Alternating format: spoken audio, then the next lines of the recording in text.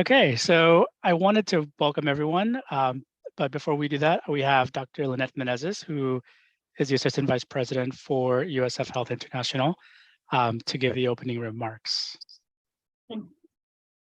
Hello, everyone. We're very, very excited to have this Global Health Conversation series with our students, between students from our College of Pharmacy and the College of Pharmacy at the University of Belize. We've had I think we've had this conversation series previously with our College of Public Health, but I was very excited to hear the topic because it's something which is very close to my heart. And let me tell you why. I'm a professor of medicine in the Division of Infectious Disease. So you might wonder why is a topic related to pharmacy, but there's a reason, because I also, in my spare time, I work very closely. I'm a faculty advisor for Tampa Bay Street Medicine, which is a medical student-run organization, and that has been serving the homeless. And most recently, we've started a refugee clinic, because as you know, we receive a lot of refugees in the United States. And we also provide a syringe exchange program to people in our community who are injecting drugs.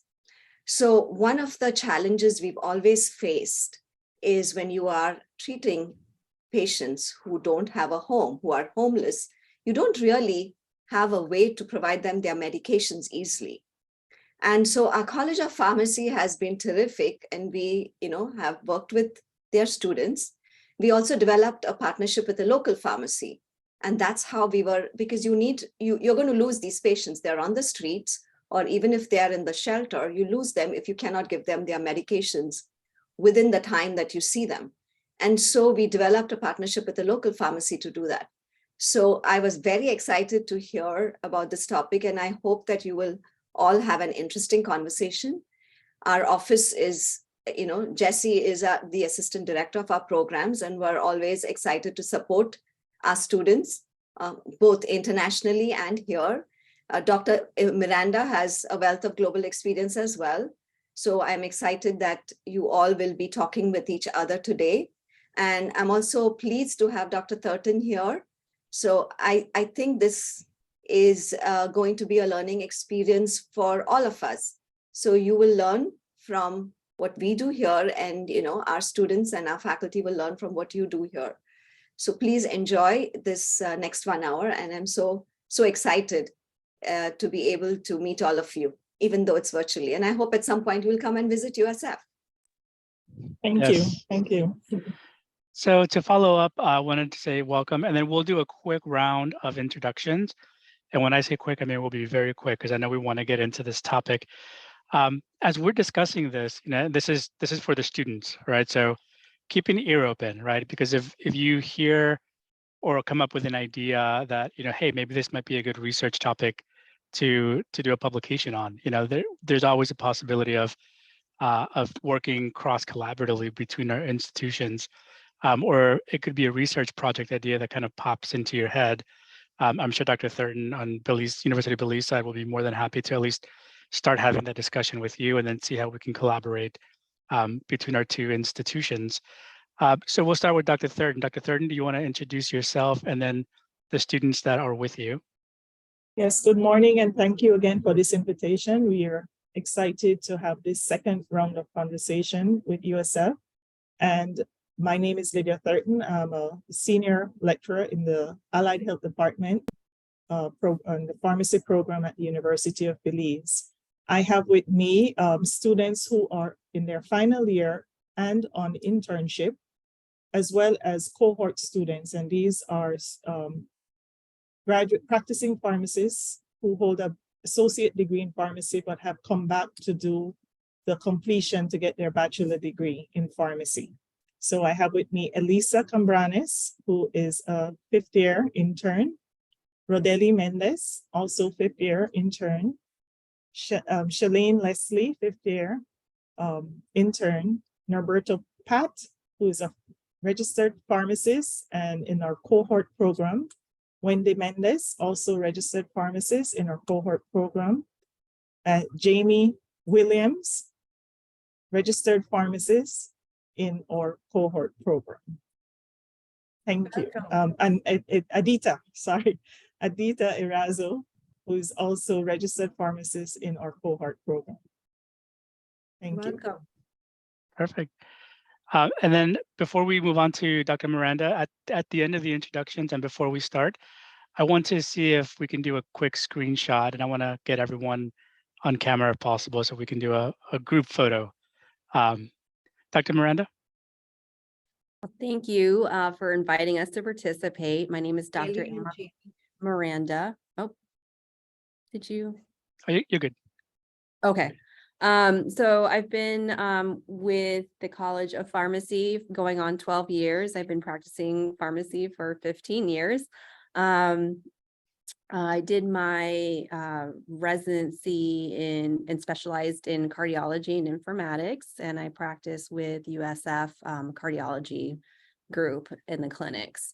I'm going to introduce the students that are here with me. They're all within the program, and they span all 3 years. We didn't have any first years that were able to join with us. So our fourth year students are on rotation that just recently matched yesterday. Congratulations to them with residency programs. They all got their first match. We have Congrats. she's going to be going to Winter Haven Hospital. We have Sandra. She matched at Baycare. And then I have my third year students here. Daniel is there. He's the one with the camera off. Daniel, are you able to turn your camera on? We were going to get a screenshot, and I think Haley is missing. And our other third year is Diane Ashley. And we have a second year Piola's on here as well. Welcome. Perfect. Okay, so the topic here, I'll have Dr. Thurton introduce the topic. And then I'm not sure, Dr. Thurton, if you have the opening slides or remarks that you wanted to mention about the topic and how that reflects and is impacted in Belize. Jesse, do you want to take a quick group shot while everyone is on screen? Because Yes. I have difficulty staying. Here, let's do that now. All right, everyone, cheese. Right, 1, 2, 3. Perfect. I've got everyone. Thank you.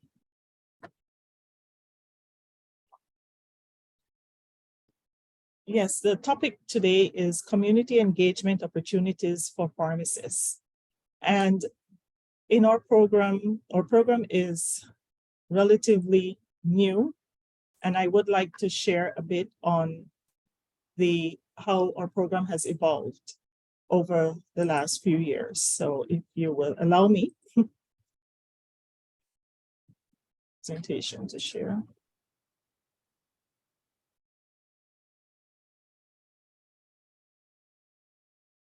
So in Belize, the pharmacy education has evolved over the last 4 decades from an apprenticeship program, which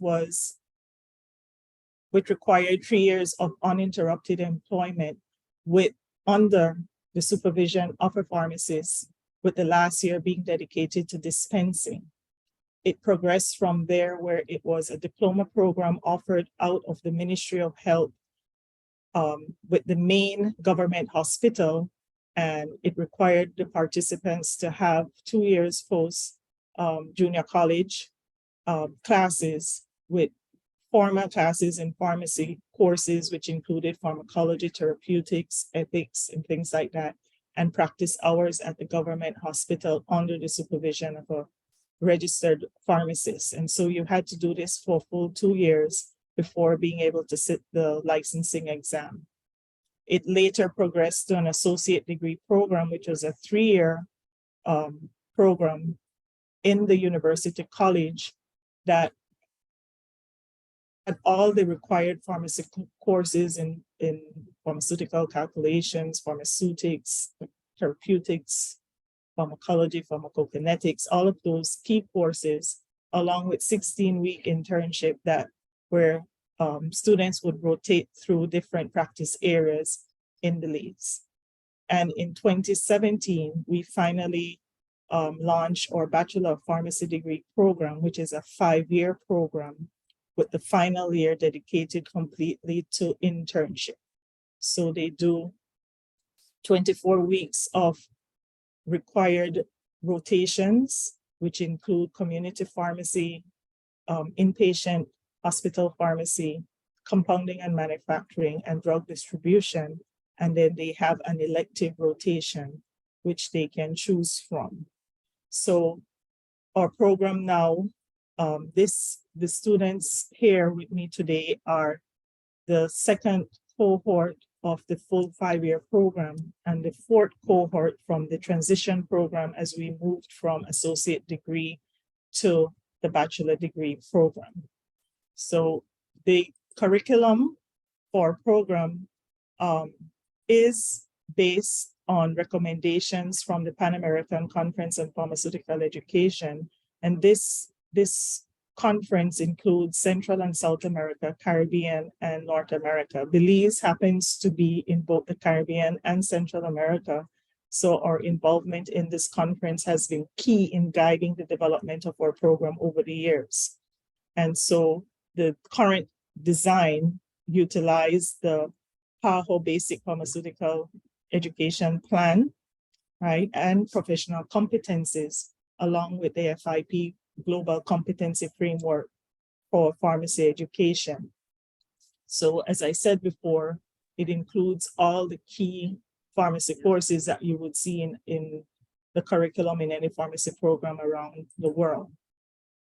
The program focus, is practice-based. It is a practice-based program. And so students, from they enter the first professional year, they engage in experiential learning where they do volunteer hours in different pharmacy settings to begin to learn the pharmacy environment.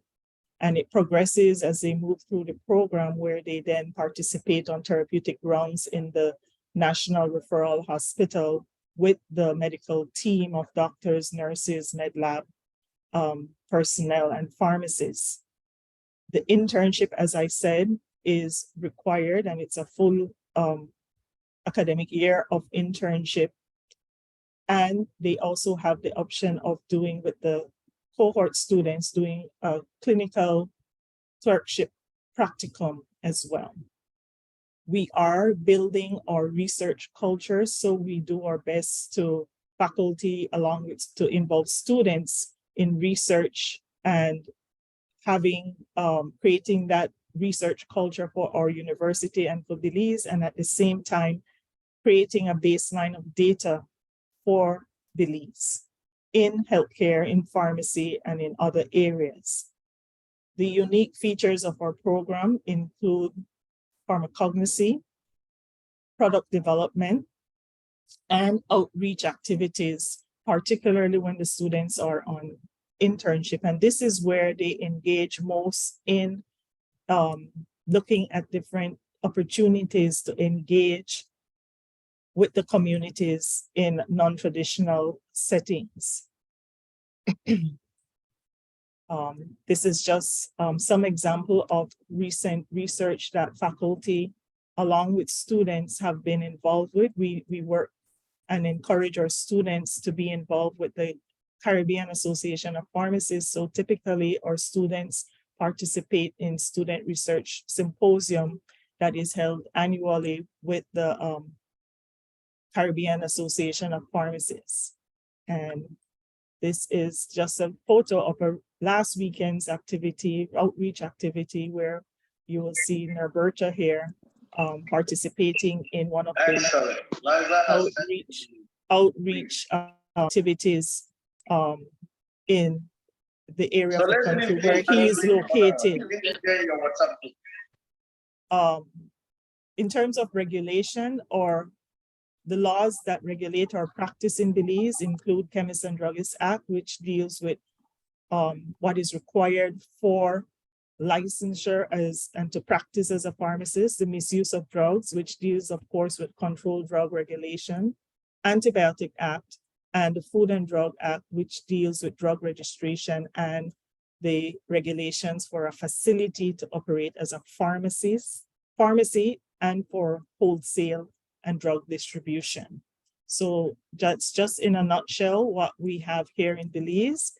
And I'm excited for students to share their outreach activity and experience in terms of community engagement with you. Thank you. That sounds fantastic. Dr. Miranda? Yes, let me share my screen. Mhm. Okay. All right, so the pharmacy education in the United States is a little bit different. We were originally a Bachelor of Science. I actually remember when I was starting pharmacy school, we were transitioning from Bachelor of Science to Doctor of Pharmacy. And now all the schools are Doctor of Pharmacy. So in terms of our education, we do have national accreditation standards by our Accreditation Council for Pharmacy Education, which is our ACPE. So throughout all the different pharmacy schools, we have to be accredited by them. They have their standards, and the standards were set out in 2016. And we're actually getting a new set of standards coming out in 2025. So right now, the standards will be coming out relatively soon. So we'll be making another adjustment to our curriculum based on what the new standards are saying. And so I think 2024 is when they're going to open it up for comments as to what the new standards would look like, and then officially push them out in 2025. In terms of our timeline for students that go into pharmacy, we do have prerequisite coursework, and that will vary depending on the institution. So depending on the school, we look at what the first year curriculum would look like and what courses they would need to be successful in those first year courses. So they can range anywhere from 50 to 72 credit hours of undergraduate coursework, which equates to about 2 years.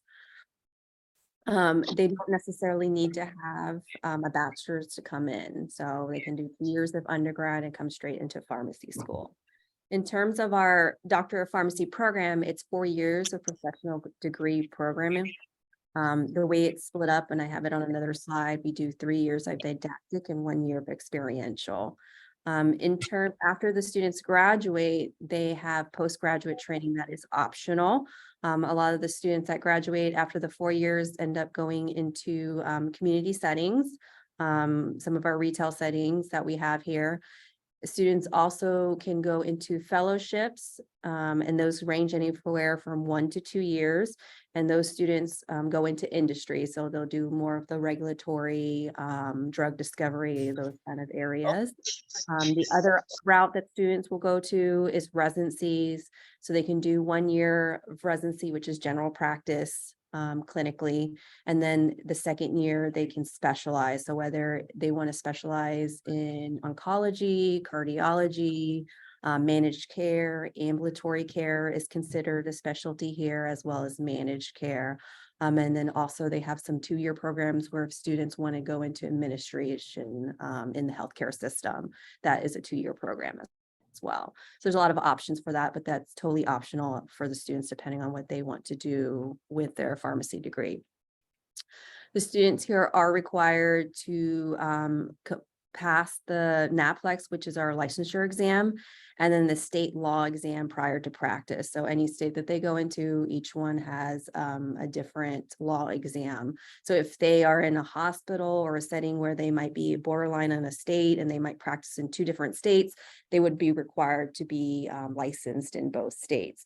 Some of our pharmacists that work for mail order pharmacies are required to be licensed in all the states that receive the medications. So that's one of the things. We also have 2 states that have wet labs. So on top of that, they have to go in and complete a wet lab as part of their licensure. Sorry, okay. In terms of our curriculum, this is what it looks like in picture form because I just love illustrations. And so on the left-hand side, orient to this slide is our P1 year, first year, our P2 is our second year, P3, third year, and our 4th year. The first 3 years focus on didactic curriculum. Right now, just like you are, we are transitioning between curriculums. We're actually rolling out a new curriculum. And we are on our second cohort of students in the new curriculum. And then when those new standards come out, we might be transitioning with another curriculum. We're not sure yet, depending on what those standards say. So the way it's set out is the first year is focused on foundational science courses. So those would be classes like immunology, biochemistry, pathophysiology, drug delivery, compounding. Those would be the kind of courses that are there. And then our P2, P3 years focus on clinical sciences. So looking at treatment, genomics, and it's broken up based on organ system. And then the other side of that is our social, administrative, behavioral sciences. So looking at healthcare systems, pharmacoepidemiology, value-based care, those kind of areas. And then we have a pharmaceutical skills lab, which is a dry lab that spans all 3 years of the didactic curriculum. And so that's a lab where we align it with the different courses for the students to come in and practice their skills. For our drug delivery, which is our compounding course or pharmaceutics, depending on the name, there is a lab associated with that. And that is, of course, a lab where they go in and they compound. So that sits in the first year. And that's separate from the pharmaceutical skills lab. After the first year is completed, the students do get some experiential curriculum. So during the summer, they are required to complete hours at a community pharmacy. And so we hope that the first year with the lab there, we prepare them for community practice. After their second year is completed for the summer, they do go in and get some experiential practice and institutional practice. So a lot of those social behavior classes, administrative classes are geared towards getting them ready for institutional practice. Our third year, there's nothing that occurs in the summer because that's when they start going into their experience, their APPE, which is their advanced practice experiences. And they have a longitudinal capstone course. So that capstone course spans the entire year. Even if the students are on a rotation, they are required to meet at least once a semester together with their instructor, but they do have an online course that helps prepare them for the board exam and the law exam at the end of the year. With our advanced pharmacy practice, students complete 7 rotations. I'm sorry, six rotations. 7. I'm sorry, you are on your 7th. I was like sitting. There are 7 rotations. We have our required rotations that they need to complete. Each rotation is 6 weeks in length. They do an advanced community, an advanced institutional. They do ambulatory care and adult medicine, and then the other ones are electives. So in terms of pharmacy engagement in the community, and this is actually a slide that's been collected from all the students because I made the students work on telling me some of the things that they have done in the community or what they've heard others doing in the community. And so we kind of broke it up into these categories. So for pharmacist engagement, we can test and treat for non-chronic minor health conditions like COVID, strep, influenza, lice, or skin conditions. We can prescribe and treat minor ailments with over-the-counters. In terms of immunization, and that will vary from state to state as well. In terms of immunizations, we can administer vaccinations in the adult immunization schedule. Our pharmacists need to be certified, as well as some of our interns are certified to help with immunizations. And so a lot of our students do get certified because that opens opportunities for them as well as interns to get positions when they're able to immunize and help the pharmacist there. They do provide education regarding the importance of receiving appropriate vaccinations in the community. In terms of community outreach, Dr. Menezes talked about one, but our students do participate in that. And those students that have participated in that have said great things about doing that. We do have mobile clinics and community health fairs. These are some of the activities that the students have done in those clinics and fairs. So collecting blood pressure and blood glucose screenings, providing education about lifestyle modifications and when to follow up with a primary care doctor. They have participated in drug take-back events, counseled on medication safety. They do a lot of education on ensuring proper medication disposal, poison prevention. And then we do have students that participate in some of those elementary, middle school, or high school activities, whether it's promoting the profession, or talking about nutrition and med safety, those kind of topics, depending on what the school is interested in hearing from, that the students are able to deliver. I did want to comment about the research that you discussed and how students are active in research. One of the caveat of our program that's a little bit different from some of the other pharmacy schools that's unique to us is that our students are required to participate in research. And we call it our PLRP, which is our Pharmacy Longitudinal Research Project.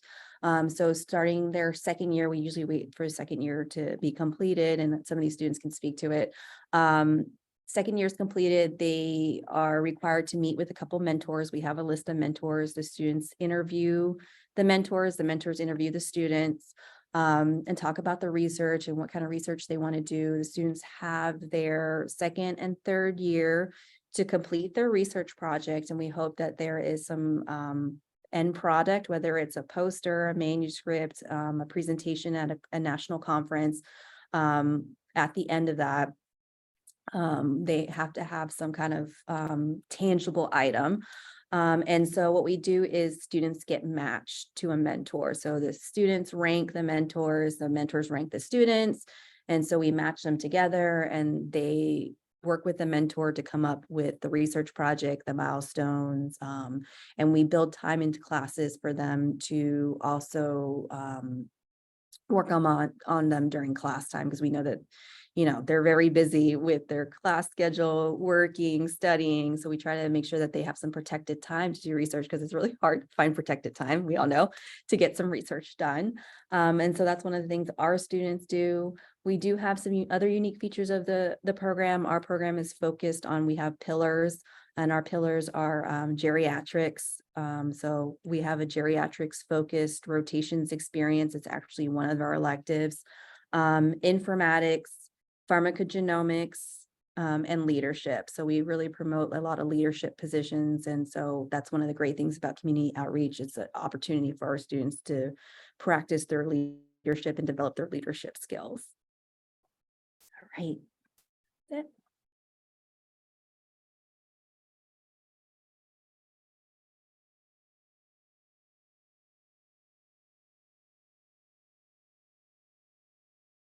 Okay.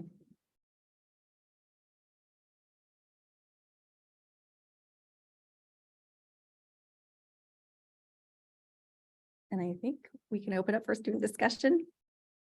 Yes. I just wanted to just briefly add, our laws also require us to sit and pass a pharmacy board exam in order to be registered to practice. And that exam, it includes a written paper, a wet lab, and a oral component where they sit before a panel for to be examined. So that's another requirement for practice by law for our program. So yes.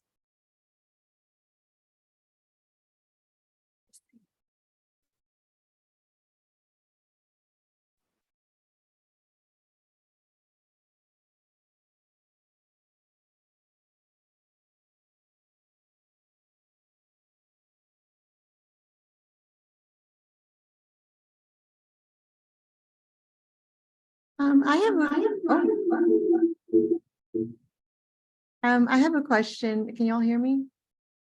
Yeah, okay. Yes. In terms of preparation for that board exam, because it's very different from the one that we have here in the US, do you all have like a longitudinal course to have your students prepared to sit for that board exam, or how do they normally prepare for that oral and wet lab and just the whole thing? Well, currently as fifth-year students in our second internship course, we are currently meeting every Thursday for a board review class. So it is a requirement for us to sign up for that class, and it runs for the entire semester. And also programs that are part of the course are dispensing. We have dispensing 1 and dispensing 2, which are compounding labs. We did both wet and dry labs for those. We also had a class with Ms. Thurton as well that went over ethics and pharmacy law. And in that, we went over like requirements or prescriptions and different things, which would be asked for the oral part of the board exam. So it basically entails everything that.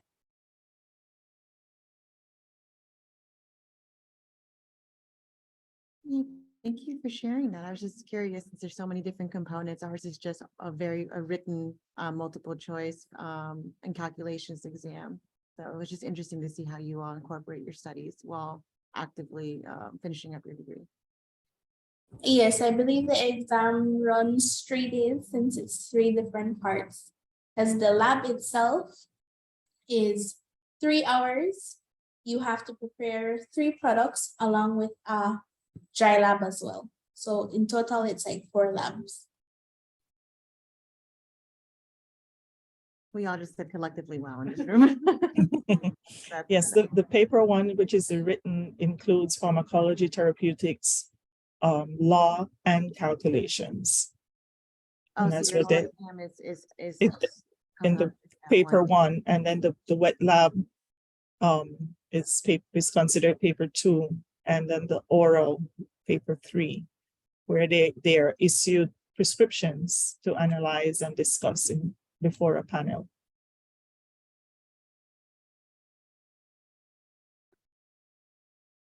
So I have a question. This is for pharmacy students on both sides. So what would you say are some of the challenges that you have working in community?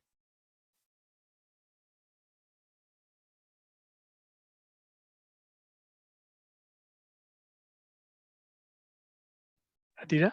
Hi, everyone. As mentioned before, I'm a practicing pharmacist for over 3 years now. I like this question because in the area where I practice, I'm actually located in a secluded community in which I see a specific culture. For instance, they talk a different language. To be specific, they speak German. It's either high or low German, and I speak English and Spanish only. And so many times it is a challenge to communicate, but I found myself being more open in learning the new language, even if it's just basics, knowing how they say pain in German, or how do they say infection in German, or just a way to communicate to make things a little bit easier. And as well as the language barrier and the cultural barrier. I hope I don't say too much, but with the culture, it's very shocking. When I first started, I've just been with this community for 2 years. When I started, I would notice that the men would come forward and speak for the women. So the women wouldn't be the person telling you what their symptoms are or what the problem is, but it would be the men.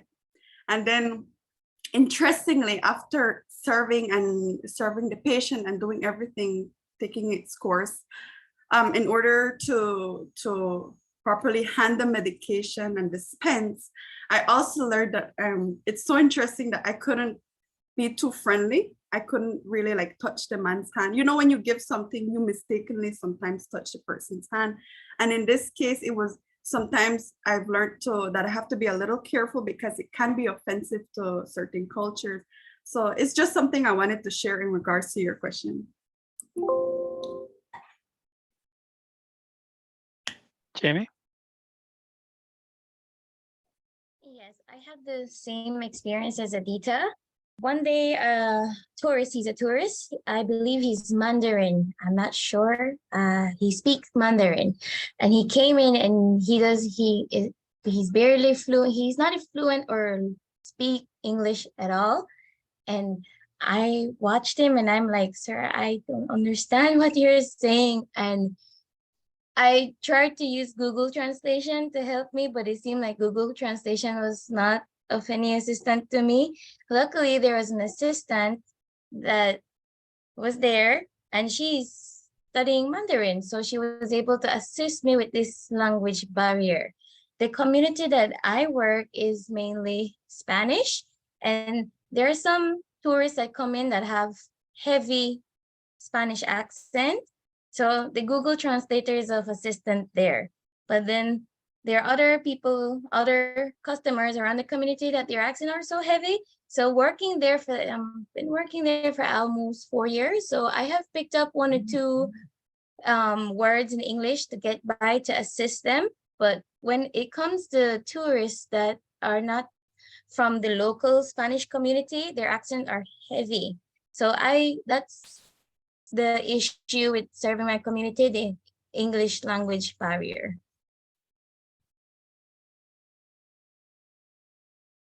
Thank you, Norberto. Hi, good morning. About sharing what my past 2 colleagues have said about the issue of barrier of language and culture. I am currently being practicing over 13 years on the northern part of Belize that covers approximately 45,000 of the population. We have a mixed culture, mainly speaking Spanish, even though our main language is English. There is Spanish, and there is the Amish Mennonites, like Adita mentioned, and they are mixed culture. But one of our culture that it has been a challenge in the north is the Maya Yucatec, or the Mestizo, Maya Mestizo. Why? Because they are a great influence on herbal medicine. Even though we respect the culture, they have a wide knowledge on herbal medicine, but they're often, sometimes they do stop taking their medications prescribed by the doctors and substituting by herbal medicine.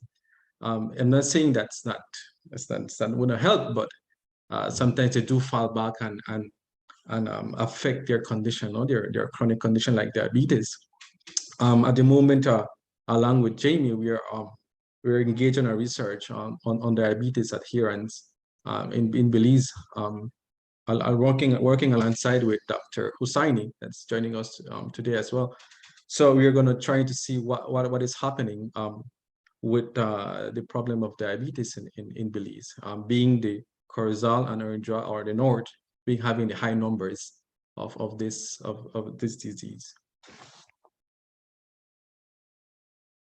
Great, Wendy. Hi, good morning, everyone. Also, apart from the language barriers and the cultural differences, the part of multitasking as a pharmacist working alone in a pharmacy, having to counsel the patient, having to speak to them nicely, then another customer coming in, and then having to deal with issues of attitudes. So that part of multitasking, and you wanting to complete your counseling with your patient, but then you have another customer coming in, so then you just have to kind of just run through everything that they need to get done, and hopefully they get the most important parts of the medication and how to adhere to it, and the contraindications about it, and then having to go to the other customer and tend to that customer as well. That would be a major part in our pharmacy that is a major challenge for us. I want to say that that's also a major challenge for our pharmacists as well that work in the community setting. We usually say they're putting out fires everywhere. They're making sure that their techs are also doing what they're supposed to be doing as well. Sorry. And so I think when pharmacists start immunizing patients, it was a godsend to have our interns also be able to help us, because it helped, right? Our interns are supposed to be our extenders of the pharmacists. And so when they were able to help us with that, it really did help with the workflow. Daniel. Yeah, I was just going to kind of add on to that, where the workflow is just kind of one of the biggest challenges. And then kind of building that relationship with the patient in such a short amount of time because you're so limited. It makes it kind of hard to make that connection when you're doing that counseling or you're making sure that they understand the side effects of the medication. And I think also like the fact that there is such a saturation right now of retail and independent pharmacies that are kind of mostly retail pharmacies. Patients are looking at these pharmacies as kind of like a commodity. Is where can I get my medications the quickest?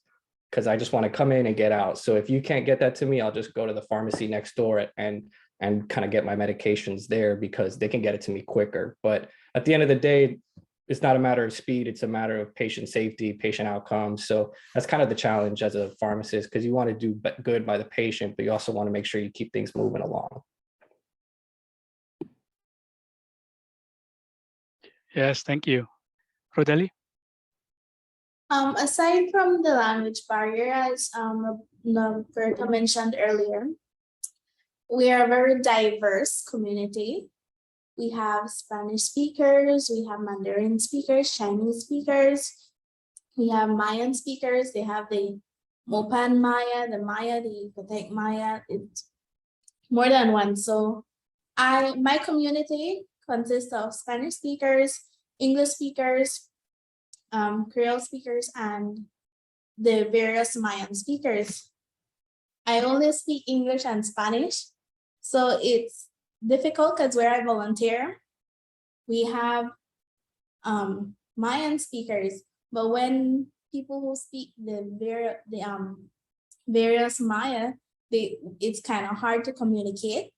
And what I noticed is that those that only speak that language would often bring their children with them as translators. So it's very important that you really try to get their child to understand what you're saying so that you ensure that it's a correct translation that the patient will get. So that's a challenge that we experience. And also, we still have some Belizeans that are unable to write or read. So it's very important to communicate all the necessary information appropriately, because despite putting a label on the medication, they may not be able to read it for themselves. So they need to understand what you're saying verbally. Thank you, Jamie. Okay. I'm not sure if in America this is what you guys do, but we have inspection. And a part of inspection, we're to make sure that the controlled drugs, they're what is in the inventory. There's a book that we do loggings, recording of how many drugs are sold. So they have to match up what is in the book is in the inventory. Besides the English barrier, managing a business is a challenge. It is wonderful because you gain so many experience and it benefits you. But managing a business, it comes with its challenges. We have to do it inspection, we have to do it inventory, we have to check expiration date, we have to dust the shelves. These are all part of the regulations to have a pharmacy going and of business that are in accordance to Belize law. But when you're the only pharmacist there, you'd have to do all of that by yourself and then tend to the customers. And like what Wendy said, you do encounter some rude customers that come with attitude. And then the other day, a customer came and he's like, it's so easy to be you, sit in the AC and do nothing. And I watched him and I'm like, no, sir, I'm not just doing anything. I'm here to help you. And there are more than one people that come here that need assistance. So I just don't sit here. And he didn't seem too happy with that response. He's like, oh, okay, like with a poker face. And I'm like, okay, sir, well, is there anything you need? He said, no, and then he left. So managing a business, it comes with its challenge. It's beautiful in its own aspect because it teaches you a lot of stuff. But then again, you encounter a lot of people with different behavior attitudes. So what I learned from going in this bachelor's program is teaching you how to respond to different customers with their attitude, their behavior, how to respond to them. And that makes your job easier to help them and get the best of each medication. Very good. Shalane, did I pronounce that correctly? Yes, you did. Okay. So a problem that I faced was because of COVID. Before, when counseling patients, you could be close to them, you could make eye contact with them, and you could counsel them effectively. But since COVID came along and there's the mask and the barrier between you and the patient, it's hard to give them effective patient counseling. And sometimes they aren't able to hear you, so you need to be shouting, and then other people in the pharmacy is hearing all of that patient's everything that you're telling them. So for me, that was a little problem. Thank you. Dianjali? Hello, can everybody hear me? Okay, perfect. So a challenge that I see in my practice, so I work in a specialty pharmacy and we dispense oral chemotherapies. So these medications are very expensive, and a lot of the time we see patients that are either uninsured or they can't afford the medication. So it's very difficult managing that situation and trying to find them help elsewhere besides their insurance. If their insurance don't cover that, and if they have really high copays or if they're uninsured, we try to get them help from the manufacturers. But that can take some time or even weeks. So seeing that delay even in treatment, when we have our hands tied and we have done everything that we can or that we have everything in our power to do, it's very challenging.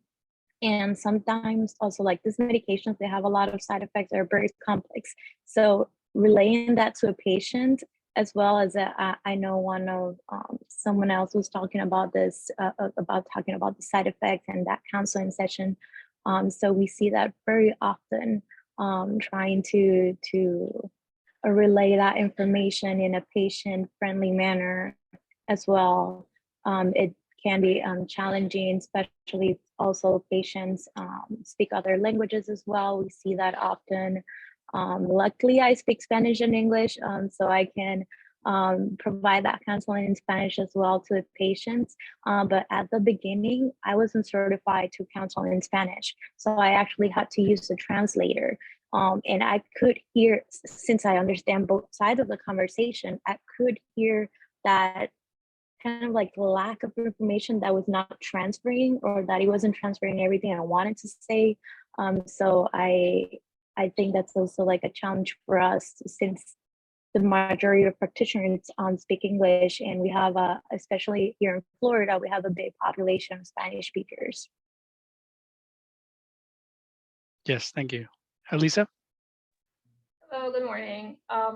One challenge I experienced working, well, right now I am volunteering at a community pharmacy, and I have volunteered there before, so I kind of know the people that always come in. I know a lot of the faces and they recognize me as well, but I still face challenging in explaining certain medication. I cannot be using such difficult words. I may understand how they work and the mechanism of action of the medication, but just sometimes it's hard to translate that to them in simple terms.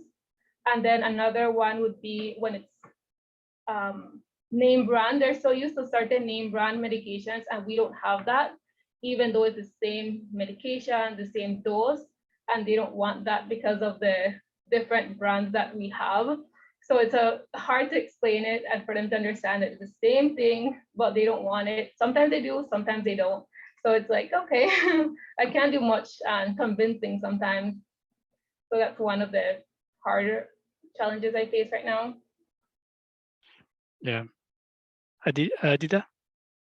Yes, I think Ms. Rivera just mentioned about the cost of medication. Sometimes it's something that we face relatively almost every day. What I sometimes try to do, at least to help the patient in not going without anything, is here in Belize, I'm not sure if it happens with you guys, but companies, distributors usually bring over like medication samples. They're free samples of antibiotics or OTC medications and stuff like that. What I often do, I usually keep a box in order to help my community a little bit more, especially those patients that can't afford the medication. What I would do is go through my box, especially some antibiotics may be a little bit more expensive because they're newer, but I would go through my sample box and see if I have at least 3 tablets in a sample, and maybe I can just charge the person the remaining of the prescription, just charge them maybe just 4 tablets or whatever is the remaining, and then give them the other 3 for free in order to meet their needs as well, you know. Or sometimes they come in, they want a multivitamin, and maybe the multivitamin isn't they can't really afford the multivitamin. And as well, I lean towards my samples that usually come in multivitamin, and once they're approved, then I mean I would offer them an easier option to make them a little bit more comfortable, and maybe help them in other ways in counseling, just building that relationship with the patient so that the patient trusts you in a way that they will trust the sample that you're giving them, but also come back to you because you're going the extra mile for the patient. So I just wanted to share that in the community setting, we can't give out samples. And so the only way that we can provide samples to patients is through a clinic. So there are some pharmacists that, and I myself work in a clinic. So when we get the drug samples, we do keep them in the clinic, but we have to keep a log. So we have to keep, it's very much like your inventory in the pharmacy. We have to keep the lot number and then how many we give to a patient. We also have to document in the patient's chart that we provided samples. And so in the chart, there's actually a different entry for sample medications. And then we have to write how many we provided to the patient, because we can't provide the patient too many samples. And, you know, we try to really give it to our patients that have the need. You know, maybe their insurance won't cover for now, but next month they'll be able to get their insurance in order. So we'll try to give them enough to get them through. Or we'll try to find them a different alternative or a patient assistance program.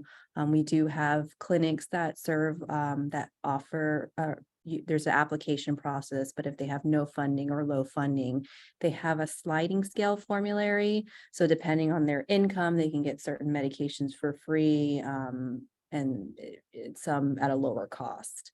And so those are our options for our patients that can't afford some of the medications. Norberto? Yeah, following what Dr. Miranda was sharing just now, right here we do have something similar working with the Social Security. It's called the NHI, National Health Insurance, where communities are registered with the organization, and they can access primary health care and medications sometimes for free if they qualify. And then it's not the whole formulary is just I think it's 37 products, basic products on that list. So it's just limited to those products, and that they can access for free. I have a question regarding the work. So I see you guys are over there in America. What is the size of community pharmacists? Because we do here in Belize have a high demand for pharmacists, and we do have a limited, for example, a pharmacist is only in charge of a pharmacy. We barely can see 2 or 3 pharmacists in one pharmacy, or for example, one pharmacy with 3 techs. That doesn't happen here. So what is the usual size of a community pharmacy there, and how much techs do you guys have, for example, per pharmacist? I'm going to let the students answer that based on what they've seen, because they've all completed a community rotation, and so they can speak to the settings that they've been at. Hi everyone. So I work in a community pharmacy my first 3 years of pharmacy school. So what I have seen is two pharmacists working in a pharmacy, but they don't work together. Just one shift, one pharmacy, and then another shift, another pharmacist. And then about 3 or 4 techs per shift. Sometimes, like in the morning, there were 2 techs, and then another one came, so there were 3 techs in total. But me as an intern, I did tech duties, but also intern duties, so I could do what the pharmacist was doing, but with their supervision, so I could still immunize, talk to doctors to verify any orders, consult patients, so I could help them with their duties as well.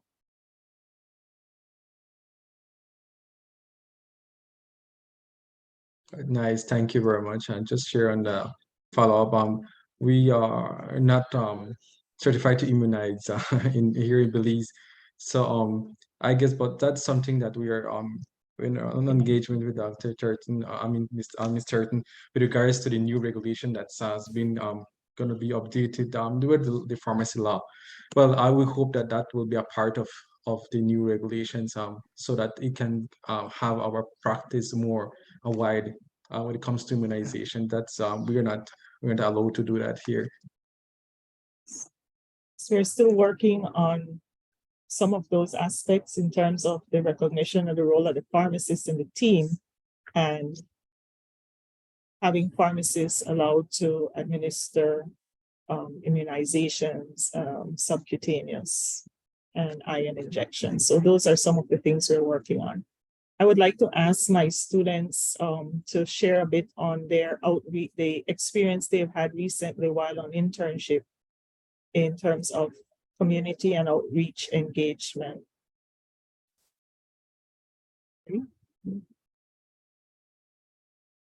So as Ms. Arlette mentioned, we also do a community rotation for our internship.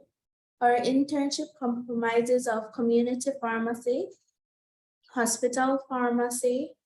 We do the compounding and manufacturing that combines along with primary health care. We also go to a wholesale, and then we have electives as well. For my elective, I did clinical clerkship, which involved me working at the hospital, fulfilling and assisting the pharmacist with duties. I would have one pharmacist that would supervise me, along with doing case studies, meaning I would choose one patient per week and look at their case study, review their treatment, their diagnosis, and ensure that everything was matching up. And if anything, I would make recommendations on treatment or any other thing that I saw maybe needed to be addressed. And for the compounding / primary care rotation, the two main aspects are compounding and primary care. And under primary care, we have mobiles, meaning that we go to communities, and particularly communities within Belize City or surrounding Belize City. And what we would do is a team would go out. This is from the government. The team would consist of a doctor, nurses, and a pharmacist. So what would happen is we would go out to the community. It isn't always at a community clinic. Sometimes it would just be at a public space that we could use. And we'd set up. We have community health workers stationed in most communities. And these community health workers would go up and talk to their community members, promote health education, and inform them of when mobiles will be coming. And then on these set dates that we go, the community members that want assistance would come out and see us. We offered HPV testing. We also had immunization for children, so pediatric immunization. And we would, depending on the community as well, some would mainly be immunization and some would mainly be refills, meaning that if the community consists of a greater elderly population, it would be the basic hypertension and diabetes medication that would be dispensed to the patients, along with getting a checkup from the doctor just to ensure that everything is going okay and making any adjustments necessary. With this rotation, we worked at Central Health Region. They have many different sectors. And aside from doing these mobiles, they also have one that is specifically for mental health. We didn't get the opportunity to go on that, but they also have mobile specifically for mental health patients. We also have a specific sector that deals with all things maternal. So you'd have your pregnancy clinic checkups all the way up until the birth of the child. So this is what we do for primary health care on mobiles. So I know we're coming up at the end of our time, but before we go, I wanted to ask a question and I'd like everyone to respond if possible. So it's a two-part question. First part is, one, what motivates you to do what you do as a pharmacist? So what is the driving force that gives you the passion to do what you do? And the second part of that question is, and this is also for the faculty, so Dr. Thurton and Dr. Miranda, if you could wave a magic wand, right?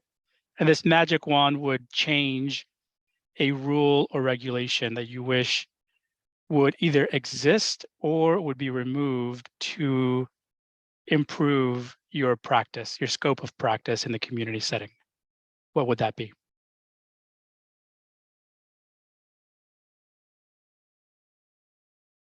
All right. Go ahead. I am currently with the university. Prior, I was in community pharmacy for about 20 plus years. That magic wand would definitely broaden the scope of what the pharmacist is allowed to do, especially in the very rural community areas, because my most recent past job, I was in an area that took a minimum of an hour to get there on very horrible roads. That's from one direction. The other direction would be crossing a ferry that, even though it's short, would almost take you 2 hours because of the traffic. But the limitations that these people have, I mean, the ferry closes at night. So imagine you have an emergency at 12 at night and the ferry has already closed at 10 or 11. How do they get access? So if there's a pharmacist there, then at least there's certain things that they can help do. There's the nurse and the doctor just during the day. So it's like they're literally cut off from services at the end of the work day. You know, they are left, we would say, on the mercy of God thereafter.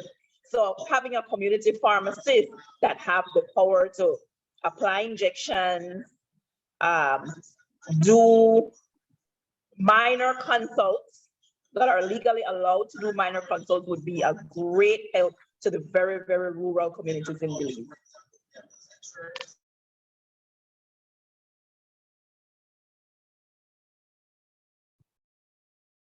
Wendy. Yes, for me, I have been in pharmacy practice for almost 35 years and in academia for just over 26 years. So my passion is pharmacy. And what motivates me to do what I do is that to have witness in the 3 decades that I've been involved in pharmacy to see the improvements that have been made. And what motivates me is to see my students, my former students, grow in the profession and contribute to the work that still needs to be done to improve and expand the scope of pharmacy practice in Belize. So that is what motivates me. And as Ms. Reynolds shared just now, what we would want changed is that updating of our regulations across the board, because the regulations largely, while the essence of it is good in terms of determining what is required for practice, there are now a lot of gaping holes, desperate need for updating and to recognize the broadened scope of what pharmacists can do and contribute to the healthcare system in the country. So that is what I would want to see change, updating of our regulations. And it has been a long road trying to get that addressed. Excellent. Wendy?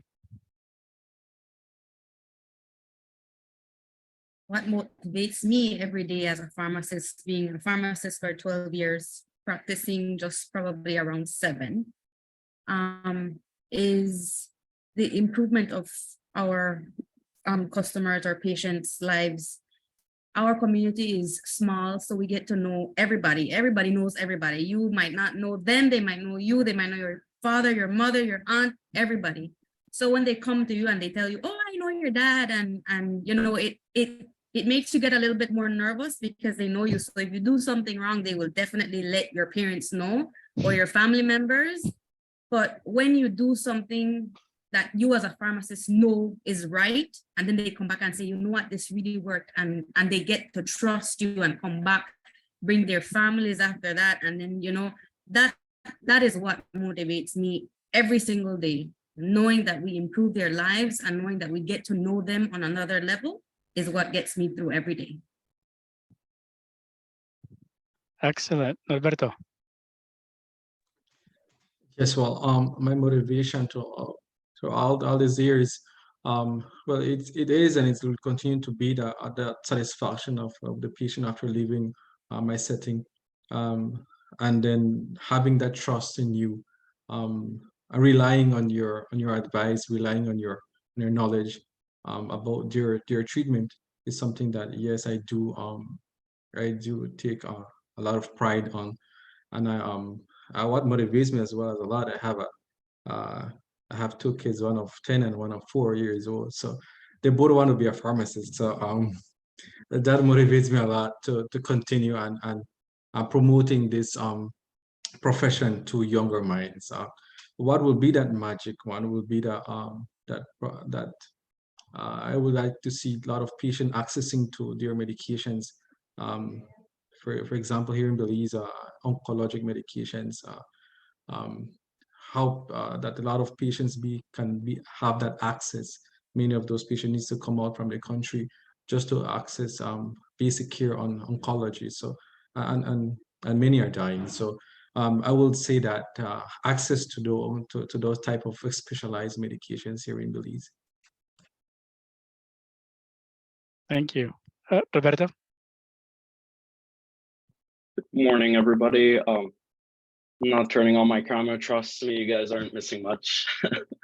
But if I were to address this question, I really like the idea of helping people. I know it sounds cheesy, but I think that a lot of people want to come into this profession because they have that ambition to want to like help people. Like, you know, it's kind of like the goal, the ideal goal that a pharmacist should be striving for.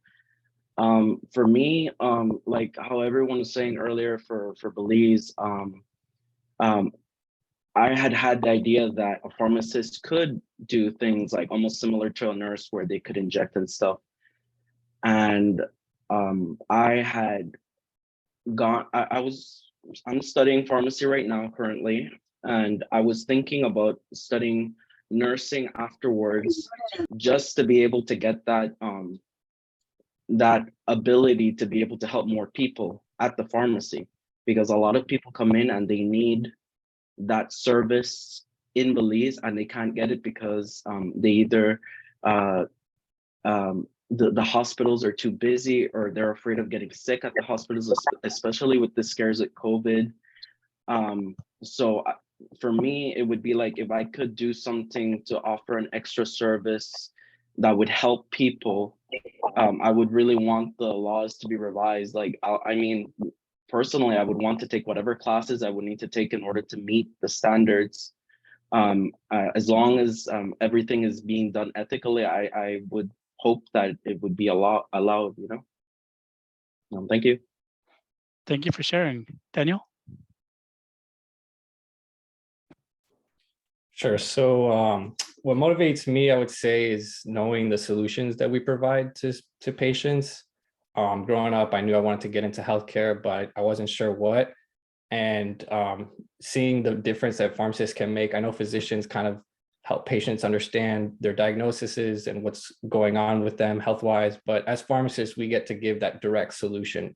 We're the one providing them that relief and providing them those solutions to help them improve their quality of life. And growing up, I saw how chronic disease states not only affect patients, but also the patients' families as well, and the patients' families that are helping them go through these disease states and manage them. So growing up, I knew that I would want to help patients, and not only them, but their families as well. So as a pharmacist, I knew I could definitely do that directly. So that's what motivates me to continue this profession and to give it my best. And one regulation I would love to see change is I'd love to see like prior authorization insurance agencies like expedite their ability to approve patients for medications. Right now, patients are just dependent on whether or not whether they get their medications. It depends on whether their insurance covers it, because as one of my classmates mentioned earlier, medications are really expensive, and the patients that need it most half the time aren't able to afford it. So if we can get a way for insurance agencies to cover more medications and to broaden the access to medications, I would love to see that, to just increase adherence and get the medications to those that need it most. Oh man, insurance companies, you just opened a whole can of worms there. So anyone else before we come to a close? For me, I think Roberta stole my answer. It's also helping people, but also the relationship between the pharmacist and the patient. Sometimes they are like just passing the area and they'll be like, I'm just stopping by to see how you are doing. I brought you something. Like, that is one of the most amazing feelings ever. That's something that motivates me every day. Yeah, that's fantastic. Dr. Miranda? So what motivates me? I think pharmacists are educators, and that's probably why I went to the profession of academia, because not only are we educating our patients, we're also educating the next generation of pharmacists. So that really motivates me in terms of like seeing our students grow and where they end up going out, as well as in the clinic, I manage patients that have recently been discharged from the hospital. So usually they're very sick. And then as you build the relationship with them and you see them improve, you see them get better. And that's a real motivation for me. We do spend some time in the room with the patients, talking with them, sharing dog pictures, asking about their grandkids. So it's great when they share their personal lives with us. And that really builds the rapport. In terms of that magic wand, there are just so many things. But I do agree with the cost of drugs being prohibitive, just because we do have some patients that have some disease states where some of the drugs can cost $20,000 a year for them. And so we're trying to work with the companies to make sure that their medications are covered. The other one is just to increase the scope of the pharmacist. There's just so much a pharmacist could do, I think, and the evidence has shown it. There's literature to show it, but I do feel sometimes our rules are really restrictive in what we can do. Well, I wanted to thank everyone. We usually these conversations start with like a 1 hour limit, and we always go over. Usually we're at like 1.5 hours. But I know that this taking time from everyone's calendar to be here, And I really do want to thank you. If you have any burning questions that you would like to ask, of our student or faculty or students on our side, if you have any burning questions you wanted to still ask, send them over. And I'm happy to share them with Dr. Thurton and Dr. Miranda, so they can also share with their students and help answer those questions. Thank you, everyone. Thank you, Dr. Thurton. Thank you, Dr. Miranda. Thank you to all the students for being here. I think this has been an amazing conversation experience, and I hope we get to do it again. Thank you. Thank you, everyone. You. Thank you. Bye, everyone. Bye. Thank you. Take care.